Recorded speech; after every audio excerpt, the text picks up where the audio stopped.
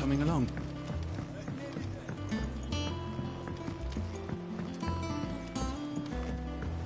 You were born in Basilisk, weren't you? But I want to help Miss Middledore with her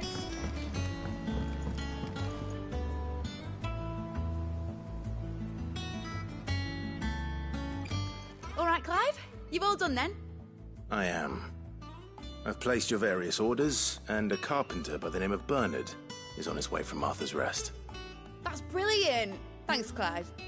Is there anything else you need? Nope. Blackthorn and Lady Karen have already sent over everything I asked for, and I've got all my plans drawn up. So as soon as Bernard gets here, we can get to work. I can't wait.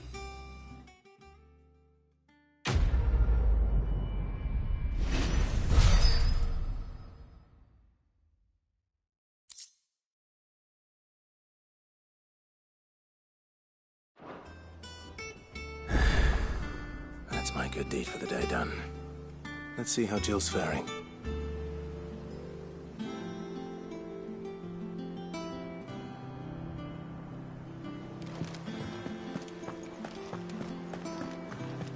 Shouldn't you be getting some rest here?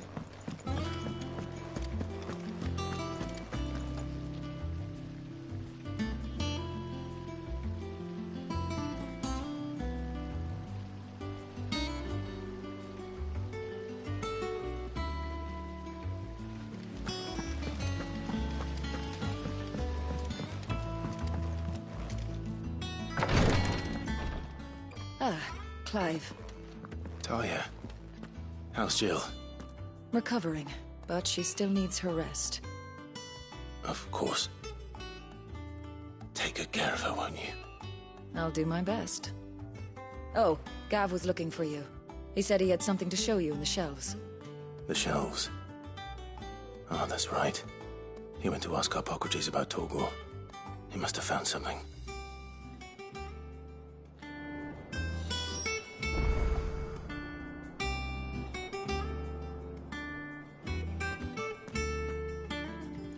You have the look of a man with the twins upon his shoulders, Rodrigue. Talia has tasked me with removing a Cursebreaker's brand. But it's my first time, and I don't think I can do it. I'm afraid of what happens if I fail. You survived, I know, but there as many die as recover. Is it really worth the risk? You don't need me to answer that. You know full well what we're fighting for. I hope as much as you that one day bearers can walk among others as equals. But until that day, a brand is a burden, and we must lift that burden in order to go undetected.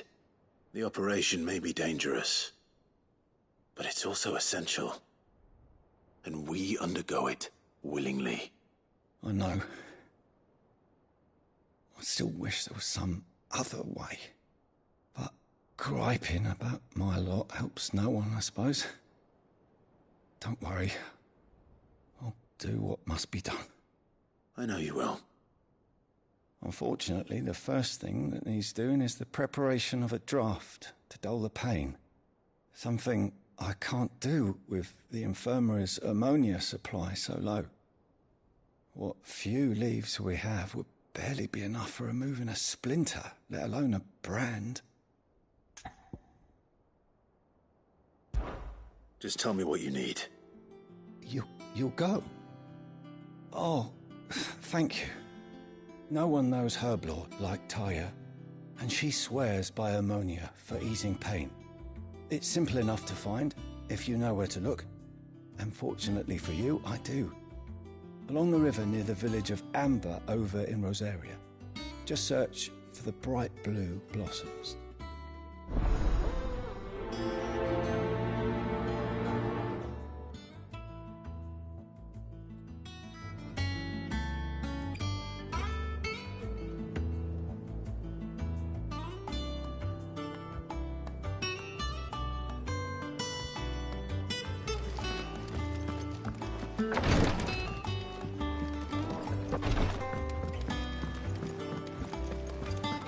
Here. What's everyone whispering about? little uns have been up to their old tricks again. Do you have a moment, Sid? A team of curse breakers has gone missing near Northreach. Which team? Coles. They were sent to liberate a carriage of bearers before they could be smuggled to market. They were moving in for their assault when the carriage was attacked by goblins. A cursebreaker managed to release a Stolas amid the confusion, but... this was days ago. They should be back by now, but I've heard nothing from any of them. I can't help but worry that... They know the work is dangerous. But I'm sure they're fine. But what if I've got them all killed? Before they go out, I always remind them why we're doing this, what they escaped, and what we're freeing people from. But I never really thought how my words might affect them. What risks they might take because of the things I've said. I'll go and find them. We'll both rest easier knowing they're safe. Thank you, Sid. And I'm sorry to trouble you with this. The plan was to intercept the slaver somewhere in the Dragon's Eyrie. I can't tell you much more than that, I'm afraid. That should be enough to go on. If they were there, Torgal will track them down.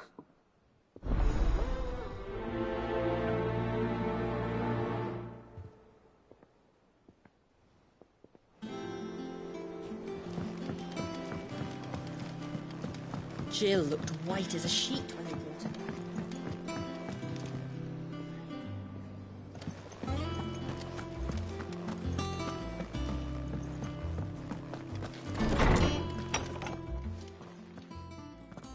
Clive, where have you been?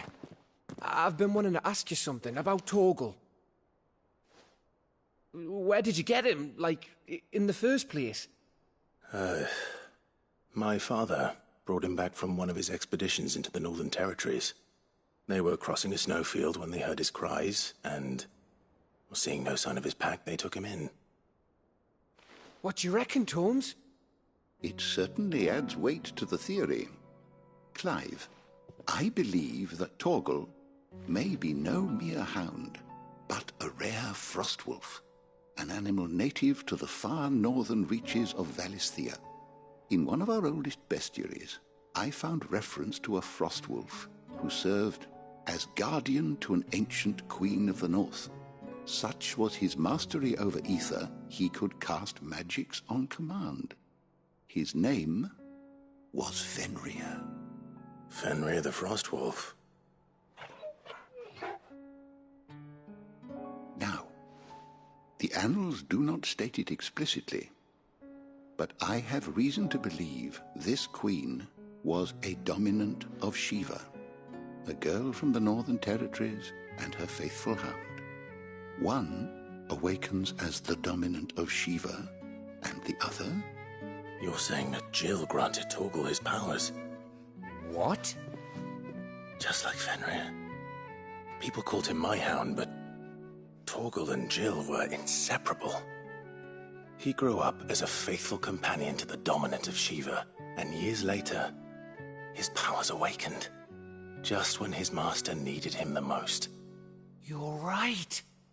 If it weren't for Torgal blasting those bastards to Kingdom Come, Jill would have been for it.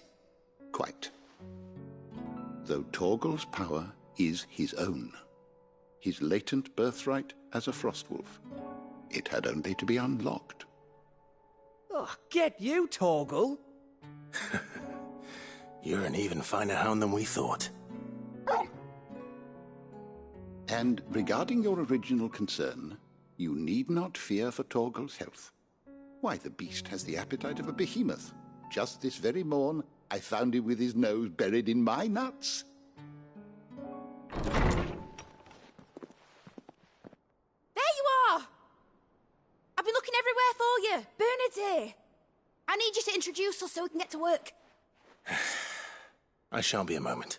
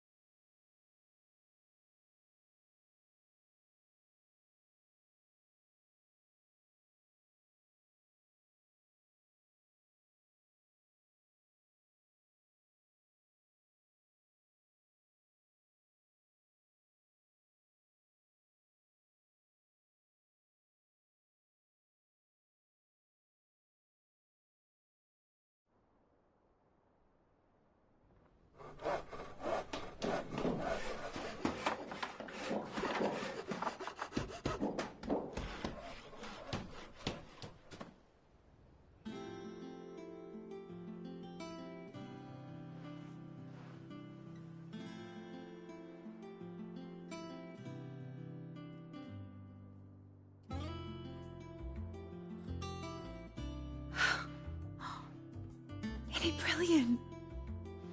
It is. Well, I couldn't have done it without you. You and everyone else. But I promise I'll pay you back. I'm gonna work my fingers to the bone for you lot, starting right now. Just you wait. I'll make wonders like this world's never seen. Then I look forward to seeing them.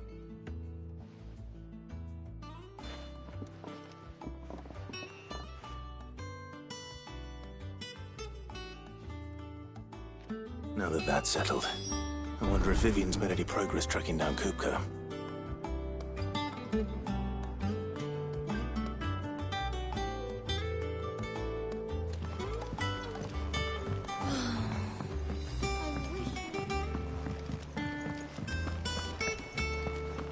I think I'll wait till Midsummer Way to take it to.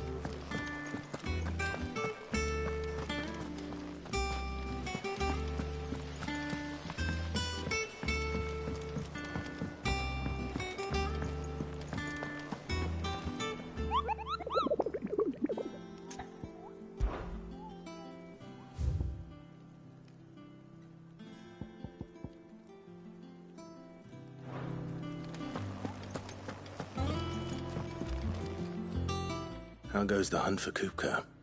Largely in circles. We have myriad sightings of strange soldiers in unexpected places, but nothing definitive as yet. If only we knew for certain by what route he left Rosalith. Well, keep at it. If anyone can piece this puzzle together, it's you. And I'm willing to wait as long as it takes.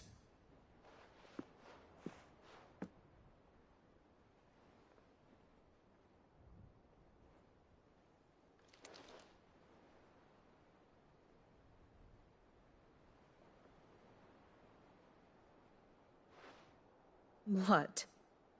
Here? Would that be a problem? Do you know, Clive, I believe it a mercy that you didn't inherit your father's throne. Your poor people would surely live in fear of you. You have nothing to worry about on that front. I won't be claiming his crown. That is a relief. Clive, have you got a minute? We, have a guest. A guest?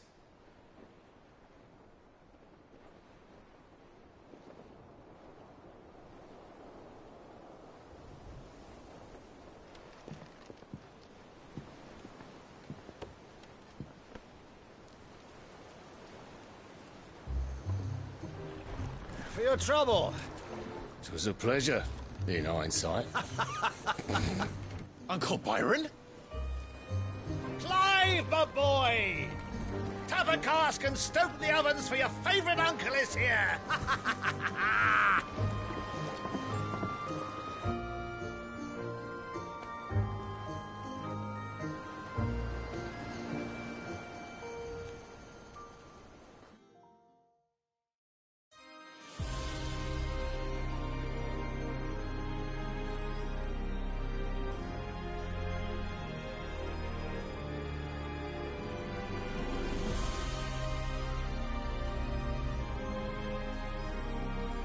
The Dalmekian government sues for peace. How shall we respond? If they're willing to accept their fault in the matter, I see no reason to refuse them. Still, we must insist on substantial reparations. Twinside stores are not as bottomless as reported. Aye, and we have many more mouths to feed. We shall just have to have the Dalmeks empty their treasuries for us.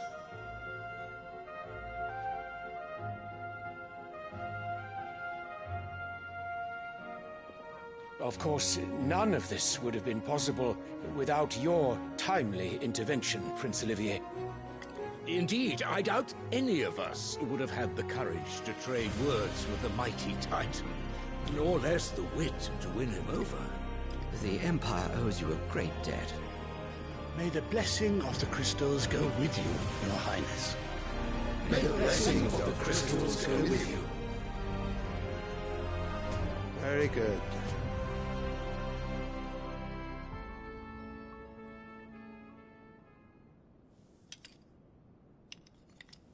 Now, let us come to the question of precisely when the Dalmex will withdraw their troops. Dion's fire could rid us of them in mere moments. The men of the Fist will not withdraw until a peace treaty is concluded. So let us keep the negotiations open, give them time to gather what gold and trinkets they can, and once they deliver that which we demand, what worth is a piece of parchment? Your Radiance, were Prince Dion to take the field, the enemy would surely send their own dominant to meet him. And while His Highness would of course prevail, there would be heavy losses on both. You need not fear Hugo Kupka. He is engaged on the Western Front. Even were the Dalmex to send for him, he would not arrive in time. As much as I would enjoy witnessing a clash between Bahamut and Titan, it is not to be. And what of your subjects, Your Radiance? If the fighting spread to the city proper, the people would bear the brunt of it. There will be losses, it is true. Yet for every citizen who falls, another can be bred. For every home that burns, another can be built. The Empire will live on.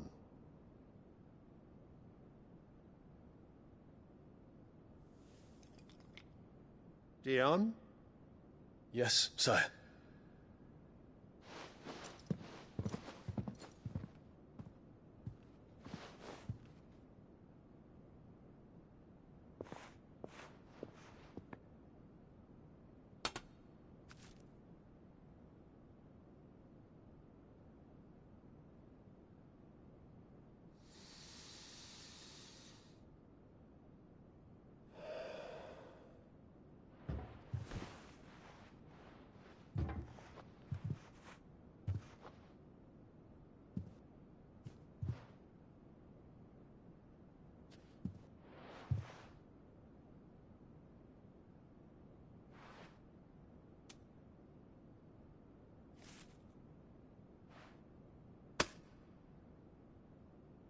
Prepare for battle. But sire... Do not make me repeat myself. Return to your camp and await my orders.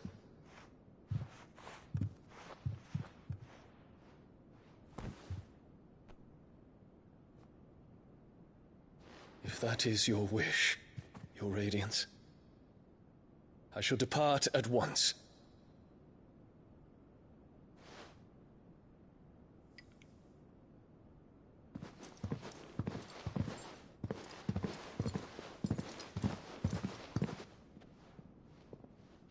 May Gregor forgive you.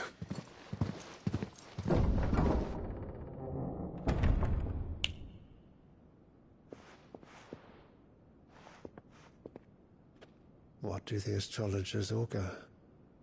The stars are in agreement, Your Radiance. The shadow of treachery hangs over Prince Dion.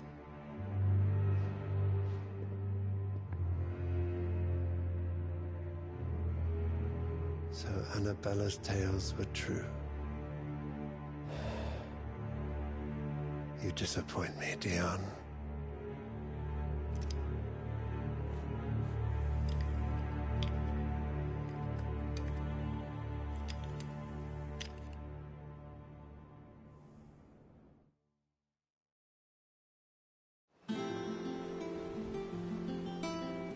What on earth is Uncle Byron doing here?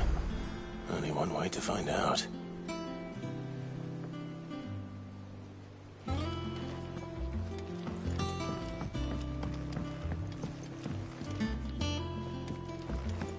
The little ones have been up to their old tricks. It's just one thing after another around here.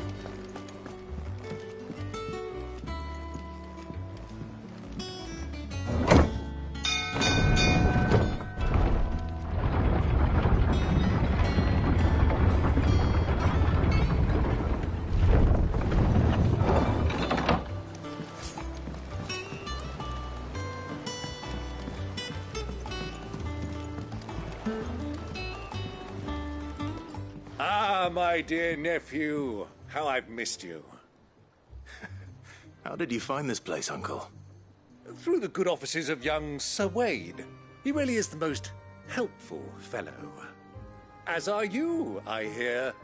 The Guardians and those they freed tell the most outlandish tales of your heroics in Rosalith.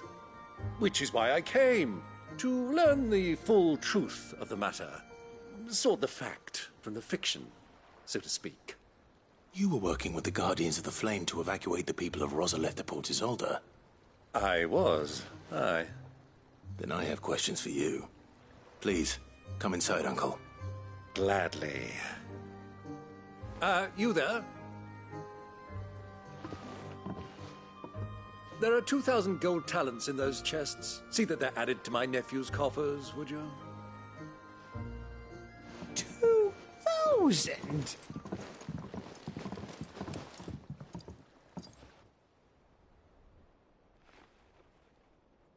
And I'm afraid that is all I know. A fleet sailing south past Port Isolde. Most intriguing. Forgive me for not being able to tell you more.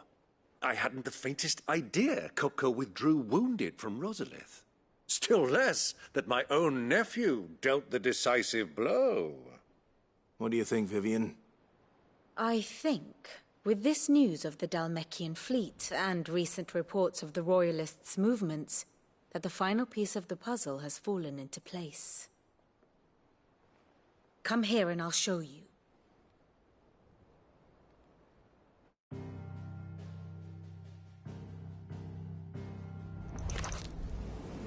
It is known that Kupka's forces entered Rosaria via its unguarded coast. So can the same be said of your visitors from Waloed? Certainly, her Royal Navy is famed for the efficiency with which it bears her knights from one battlefield to the next. And in the Einherjar, or Black Galleon, she boasts a vessel nigh as swift and every bit as feared as the kingdom's legendary cavalry. A fitting flagship for a land apart, her naval presence being crucial to her ambitions beyond Ash. Yes. It seems safe to assume that the Royalists did indeed enter Rosaria from the sea. So then, had you a vested interest in Titan's survival, whither would you take him? Why, home to Drake's Fang, a place rich enough in ether to conjure the magics needed to mend his hurts. But would that not entail an arduous voyage around the southern cape? Let us say that the Royalists did put ashore with a mind to spirit Kupka away from under your very nose. Could that truly have been their plan for him? To load him aboard one of the ships flying Republican colors sighted off the coast near Port Isolde. To spend weeks at sea, being tossed hither and yon by unforgiving waves, his life hanging in the balance. No. The journey would mean Titan's death, and Kupka's faithful creatures would not allow it. So what then was the plan of our Waloed friends? Reports suggest they made not for the coast, but for the desert. And by cutting through the Velcroy, a party traveling light would have Titan back in his bed days before a galley could lurch into port. To wit, it was the Royalists, not the Republicans, who effected Hugo Kupka's safe retreat. I would stake your life on it.